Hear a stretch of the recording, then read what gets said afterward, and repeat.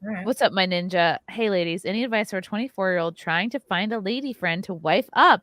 How would you guys like to be approached when being asked out? With We'll start with cash. X-ray girl. We'll start with X-ray girl. Do not dance up on a lady from behind without saying, hi, my name is. Especially if there's no music playing. Yeah. Has that happened to you? Yeah. I call it the back attack when guys literally just come and like grab you. You're like, yeah, who are you? Yeah. My advice is to a way to approach a girl is like find something that you can start a conversation on. Like, for example, if I'm out, people might want to talk about my tattoos. Oh, I love your tattoos. Oh, thank you. And then kind of gauge her response on whether you should pursue that further or not. Like if you ask her a question and all she does is give you an answer and just say like, oh, thank you. But then if she asks it back and then she is receptive and wants to know more about you, then you can carry on from there and ask for her phone number. But if she just smiles and thank you so much and then keeps walking, then let her go. I think that's great, and that 100%. But I think just like any business or anything, right? It's location. Right.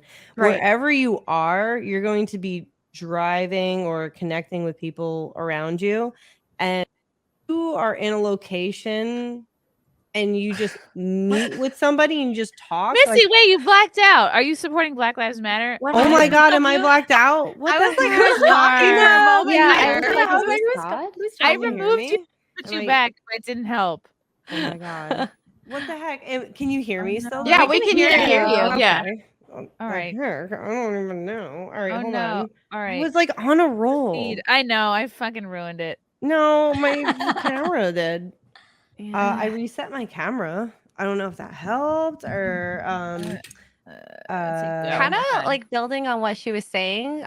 I think going to do a hobby, like an habitual hobby, would be a good idea. Oh yeah, like going to yoga, Muay Thai, art, something like that.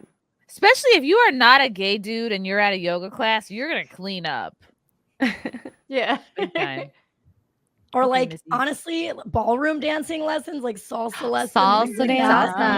And if you learn how to salsa, forget about the girls you meet at the class. Like if you go somewhere and you know how to salsa dance or you know how to whatever dance and you can grab a girl, drop. all the girls are just like, oh my gosh. Like one time I actually saw Lewis Howes, the podcaster Lewis Howes. He's like 6'6". You don't know who Lewis Howes is? Anyway, he's like a white guy with salsa dance. And I'm like, oh, I'm listening. Hot. Like that's hot. I would say take a cooking class because the chicks in that class like to be in the kitchen. So there you go. I think you guys are overcomplicating it. I think all you have to do is go up into the bar, have a big fat bulge Brittany. where your BBC is, your big black checkbook, and that'll get She's 100% right, and that's what I was trying to get to before I blacked out in my Black Lives Matter moment. And I'm sorry, I really a year too late. No, 2 years too late. No, let me just finish. It's where you put yourself.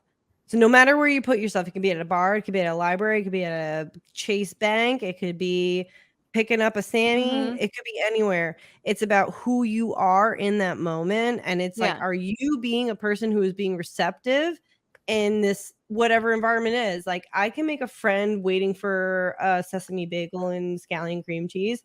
I can also be receptive getting an old fashioned at a bar. Like it's who you are in those moments. And I think it's just, are you being like, hey, how are you doing? Oh wow, that's cool. And you need to put yourself out there just as much to be getting something back. So make sure that you're doing your part.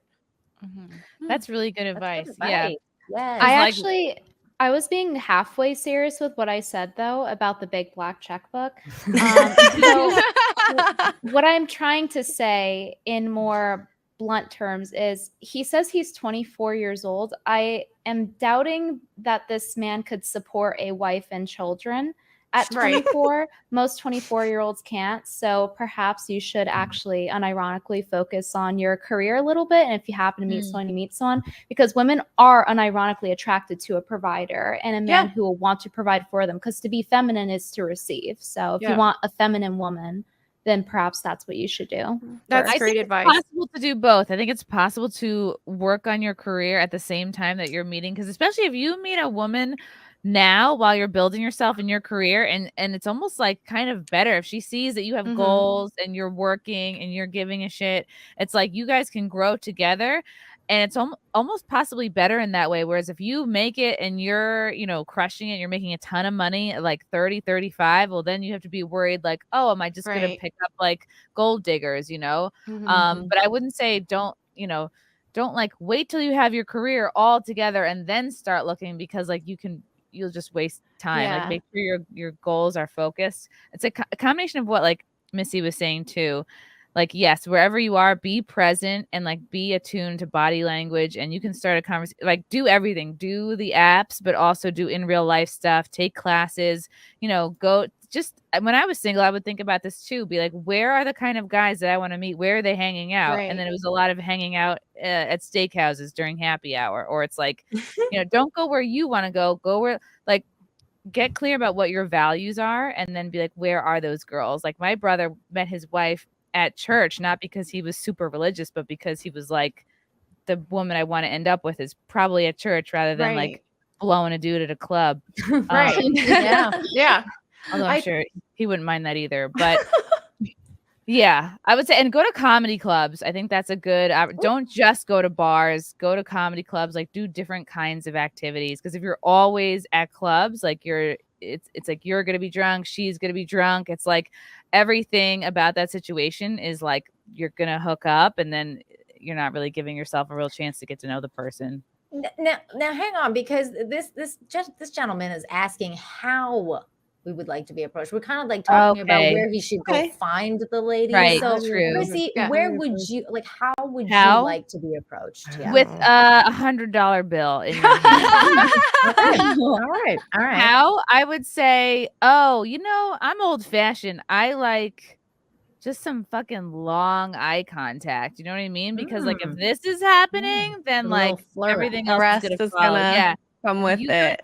You got that eye contact, and like you're you see the person checking you out. You're like, okay, I'm in sweatpants, but this is working for me. I like it when you get called out being awkward and you get a good laugh. There's like, oh, you just saw me at my lowest, like, but you know how to be funny about it, and they kind of appreciate that. I appreciate that kind of approach. Honestly, like maybe that's just me, but yeah. I think about you? Just throw a rock. Just throw a rock. And go unga bunga. I claim you.